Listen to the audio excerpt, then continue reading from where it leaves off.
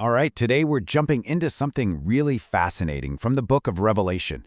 Picture this, a massive cosmic court case. The entire universe is watching.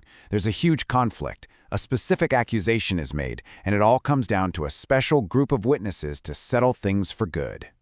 So what's this whole conflict about? Well, it all boils down to one massive question. Is it even possible for anyone, for any created being, to perfectly follow God's commandments? And the answer to that question? It becomes the absolute heart of a legal showdown with, no joke, the fate of the entire universe on the line. Okay, so in one corner, you've got the accuser, Satan. His whole case is built on this one idea.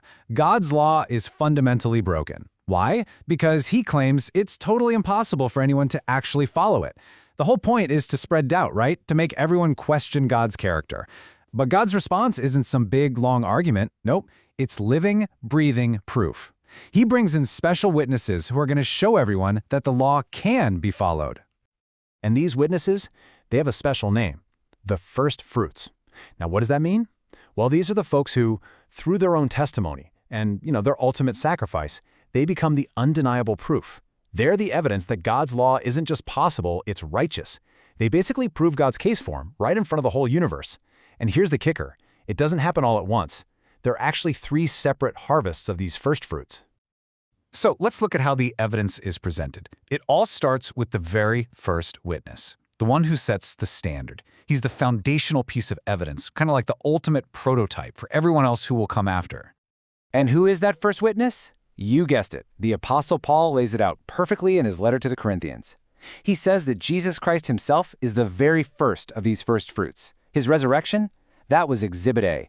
The first, most powerful piece of evidence presented in this cosmic courtroom. And the timing here is just wow. It's absolutely crucial. So Jesus' resurrection happened on the day right after the Sabbath. And what else happened on that day? Well, that was the exact day of the ancient Jewish festival called the Feast of First Fruits. Coincidence? Not a chance. This was the start of a deliberate, divine pattern. Okay, so we have the first piece of the puzzle. Now let's see how this pattern expands. It doesn't just stop with one perfect example. Oh no, it grows into a much, much larger group of witnesses across all of history. Right, so the case keeps building. Paul brings it up again, this time in the book of Romans, and he talks about a second group. He calls them those who have the first fruits of the Spirit. So these are believers who, because they're filled with the Holy Spirit, they also become living witnesses to God's truth. And check this out. The pattern continues perfectly. Remember when the Holy Spirit was poured out on the disciples? That was during the Feast of Pentecost. And guess what? Pentecost happens exactly 50 days after the Feast of First Fruits. It's not random at all. The testimony is building, and it's perfectly in sync with this ancient sacred calendar. All right, this is where it all leads. The narrative is building to a huge climax. We're about to meet the third and final group of first fruits.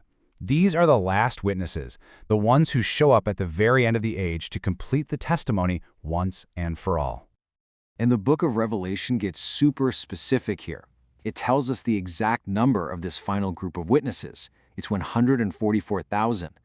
That number isn't just random. It represents the full and complete number of witnesses God needs to make his case. So who are these people? Revelation uses some really powerful language to describe them. They're known for their purity, their absolute, unwavering devotion to following the Lamb, who is Christ, of course. And the text itself calls them first fruits to God, chosen from all of humanity to be the final witnesses in this epic trial. Now, their appearance on the scene is a massive trigger. It's directly tied into a whole series of end-time events, and, you guessed it, it all maps back to those ancient feasts. Once their number is complete, it kicks off the Feast of Trumpets, which lines up with the Second Coming. That's followed by the Day of Atonement, signaling the final judgments, and it all wraps up with the Feast of Tabernacles, which is the start of the 1,000-year kingdom. It's like a domino effect.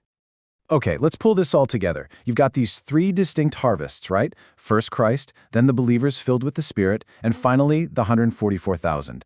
The really crucial point is how all 3 of them combine to deliver the final knockout punch, the undeniable verdict in this cosmic courtroom. And it really is like a chain reaction. The moment that last witness is in place, the evidence is officially sealed. Case closed. Satan's entire argument, that whole "the law can't be kept" thing, it just completely falls apart. It's proven false, forever. And with his legal case totally demolished, the accuser is thrown out, and everyone in the universe can see that God's judgment is, and always has been, perfectly just. So how did they win? What was the secret? It wasn't about winning a debate or having more power. Revelation tells us exactly how they did it. They won by the blood of the Lamb and by the word of their testimony. They were so committed that they didn't even love their own lives enough to back down from death. Their sacrifice, that was the final, unanswerable piece of evidence. And all of this leaves us with a pretty deep final question to chew on. If the biggest conflict in the entire universe isn't settled by an argument, but by the testimony of people living out their faith, what does that tell us about what truth really is? And what does it say about the incredible power of a single witness who's willing to give up everything for what they believe?